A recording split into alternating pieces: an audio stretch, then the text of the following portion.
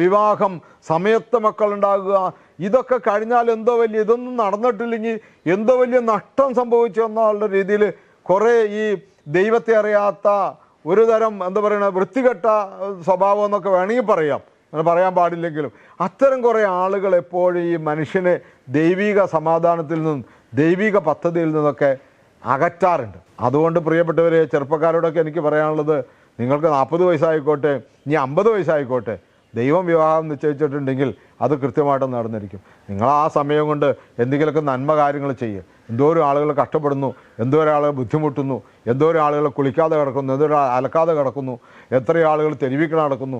കഴിഞ്ഞ 30 വർഷമായിട്ട് ഞാൻ തെരുവിലൂടെ അലഞ്ഞു നടക്കുന്ന ആളുകളെ ശുശ്രൂഷിക്കുന്ന ജോലി ഇന്ന് വരെയും ഒരു യാക്കോബറ്റുകാരനൊരു ചെറുപ്പക്കാരനെയും ഞാൻ സഭ പറയുന്നതല്ല, ഇവിടെ കണ്ടിട്ടില്ല ശുശ്രൂഷിക്കാൻ. പ്രാർത്ഥന ചോദിച്ച് വരാറുണ്ട്, ഒരു ധ്യാനം കൂടാൻ വരാമെന്ന് ചോദിച്ചാൽ കാണാറില്ല.